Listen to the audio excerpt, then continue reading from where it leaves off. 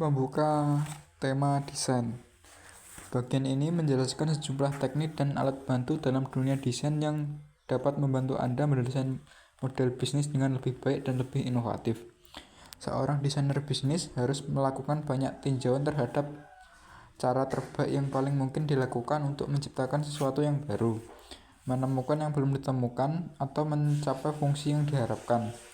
Tugas seorang desainer adalah memperluas batas-batas pemikiran, menghasilkan pilihan baru, dan akhirnya menciptakan nilai bagi para pengguna. Semua itu membutuhkan kemampuan untuk membayangkan tanda petik sesuatu yang belum ada. Kami pastikan bahwa alat bantu dan sikap profesi desain merupakan syarat bagi kesuksesan dalam membuat model bisnis. Tanpa disadari, seorang pembisnis mempraktikkan desain setiap hari. Kita mendesain organisasi, strategi, model bisnis, proses, dan proyek. Untuk dapat melakukan itu semua, kita harus mempertimbangkan serangkaian faktor yang kompleks, seperti pesaing, teknologi, lingkungan legal, dan lain-lain. Kita pun harus melakukannya di daerah yang tidak biasa dan belum dipetakan. Inilah sebenarnya yang dimaksud dengan desain, satu hal yang belum dimiliki. Pembisnis adalah alat bantu desain yang melengkapi keterampilan bisnisnya. Halaman berikut menjelaskan teknik-teknik mendesain model bisnis.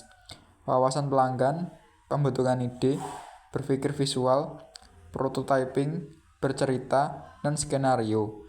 Kami mengenalkan masing-masing teknik dengan sebuah cerita, kemudian mendemonstrasikan bagaimana teknik itu diterapkan pada desain model bisnis. Di sana-sini, kami menambahkan latihan dan saran untuk aktivitas sebuah workshop yang memperlihatkan kepada Anda secara spesifik bagaimana teknik desain dapat diterapkan. Referensi buku disediakan di bagian akhir bagi mereka yang tertarik menggali setiap teknik lebih dalam lagi.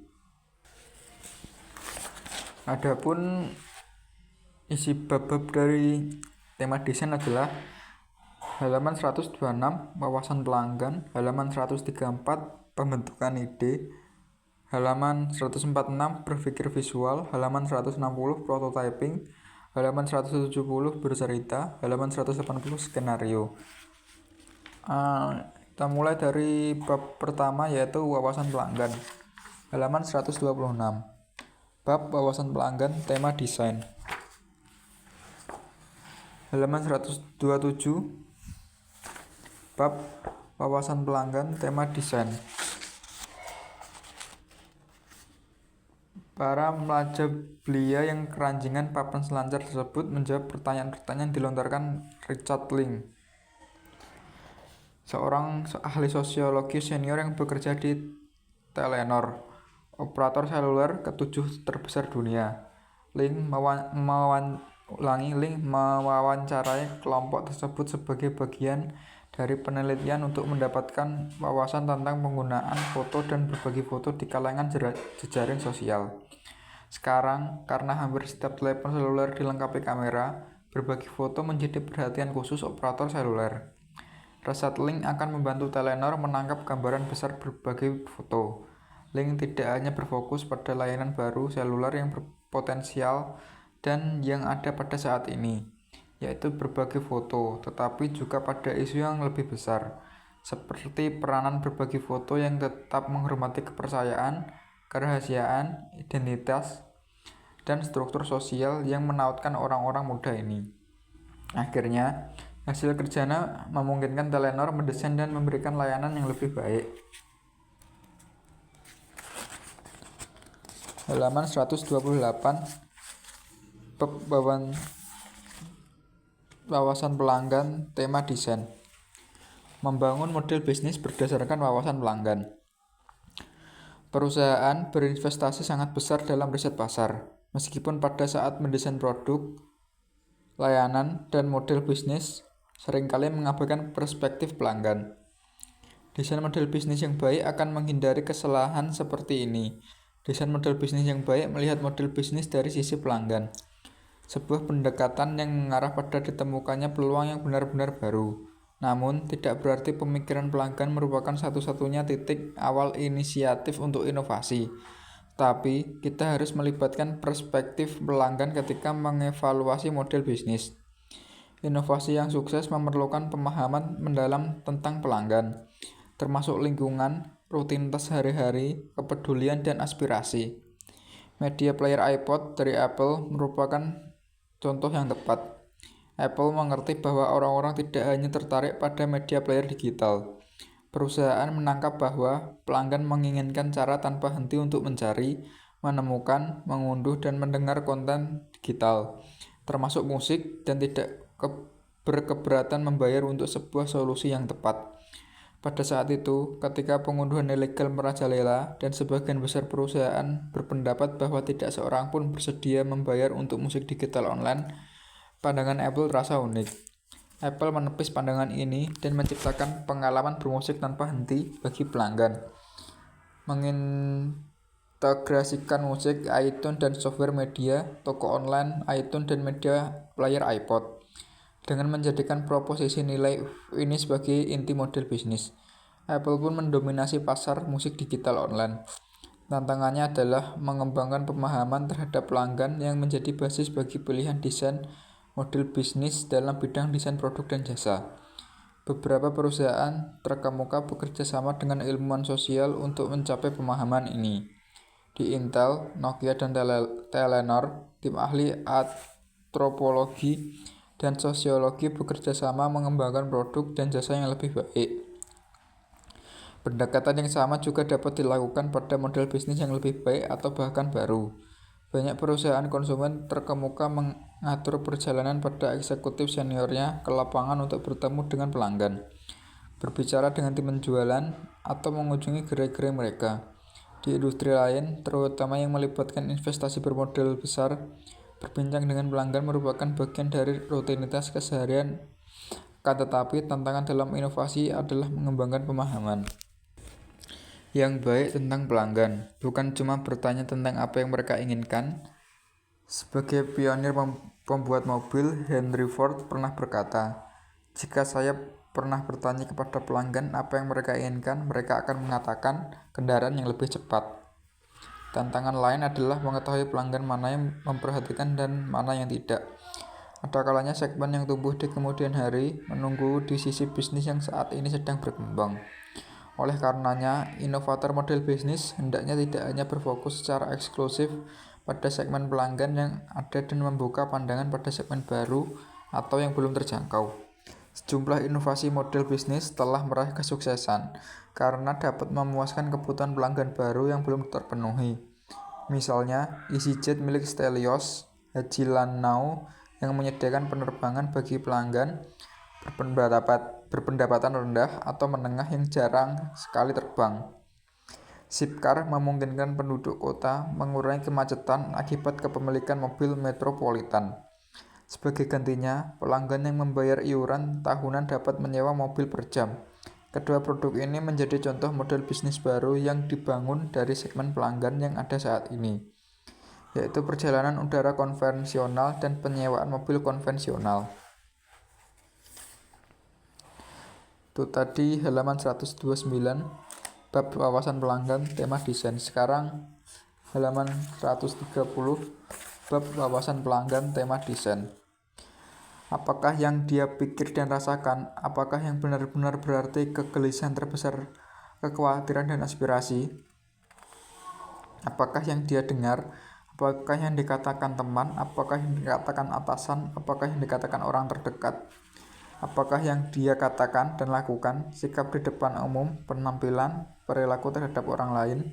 Apakah yang dia lihat, lingkungan, teman-teman? Apakah yang ditawarkan pasar? Rasa sakit, rasa takut, frustasi, rintangan, perolehan, keinginan, atau kebutuhan, ukuran sukses, rintangan. Halaman 131 bab wawasan pelanggan tema desain. Peta empati. Beberapa dari kita menikmati layanan sekelompok ilmuwan sosial, tetapi siapapun yang mempelajari model bisnis dapat mengurai profil segmen pelanggan yang dituju. Cara yang baik untuk memulai adalah dengan menggunakan peta empati, yaitu sebuah alat bantu yang dikembangkan oleh perusahaan berpikir visual bernama Xplan. Alat bantu ini yang juga kami sebut tanda petik pembuat profil pelanggan yang benar-benar sederhana, membantu Anda berjalan melampaui karakteristik demografi pelanggan dan mengembangkan pemahaman yang lebih baik tentang lingkungan, perilaku, kepedulian, dan aspirasi. Dengan alat ini, Anda dapat menemukan model bisnis yang lebih kuat karena profil pelanggan memandu perancangan proposisi nilai yang lebih baik, cara yang lebih nyaman dalam menjaga pelanggan, dan hubungan pelanggan yang lebih baik. Akhirnya, peta empati memungkinkan Anda untuk memahami dengan lebih baik apa yang benar-benar bersedia dibayar pelanggan. Cara menggunakan peta empati dalam kurung pelanggan. Pertama, berikan pendapat untuk memunculkan semua segmen pelanggan yang mungkin ingin dilayani dengan menggunakan model bisnis Anda. Pilih 3 kandidat yang menjanjikan, lalu pilih salah satu untuk latihan profiling Anda yang pertama. Mulailah dengan memberi pelanggan ini nama yang dilengkapi beberapa karakteristik demografi, seperti pendapatan, status pernikahan, dan lain-lain. Kemudian, dengan mengacu pada diagram yang ada, di halaman berikut gunakan flip chart atau papan tulis untuk membuat profil pelanggan yang mendapat nama baru dengan bertanya dan menjawab 6 pertanyaan berikut. 1. Apa yang dilihatnya? Jelaskan apa yang dilihat pelanggan dalam lingkungannya. Poin pertama, seperti apa tampaknya. 2. Siapa yang mengelilinginya. 3. Siapa teman-temannya. 4. Jenis penawaran apa yang ditemukannya setiap hari. 5. Apa masalah yang ditemuinya. 2. Apa yang didengarnya. Menjelaskan bagaimana lingkungan mempengaruhi pelanggan. Poin 1. Apa yang dikatakan teman-temannya, pasangannya, siapa yang benar-benar mempengaruhinya, dan bagaimana. 3. Saluran media mana yang berpengaruh. 3. Apa yang benar-benar dipikirkan dan dirasakannya. Mencoba menguraikan apa yang ada di benak pelanggan. Poin pertama, apa yang benar-benar penting untuknya. Dalam kurung, yang tidak dikatakannya secara terbuka. 2. Bayangkan emosinya. Apa yang menggerakkannya. 3. Apa yang dapat membuatnya terbangun di malam hari. 4. Cobalah menggambarkan mimpi-mimpi dan aspirasinya. 4. Apa yang dikatakan dan dilakukannya. Membayangkan apa yang mungkin dikatakan pelanggan, bagaimana perilakunya di depan umum. Poin 1. Apa sikapnya. 2. Apa yang dapat dikatakannya kepada orang lain. 3. Berikan perhatian yang memadai untuk potensi konflik antara apa yang mungkin dikatakan pelanggan dan apa yang mungkin benar-benar dipikirkan atau dikatakannya. 5. Sakit hati apakah yang dirasakan pelanggan. Poin 1. Apakah frustasi terbesarnya. 2. Rintangan apa yang ada antara dirinya dan apa yang ingin dicapainya. 3. Resiko apa yang ditakutinya. 6. Apa saja perolehan pelanggan. Poin 1. Apa yang benar-benar ingin dicapainya. 2. Bagaimana ia mengukur kesuksesan. 3. Pikirkan beberapa strategi yang dapat digunakan untuk mencapai tujuan.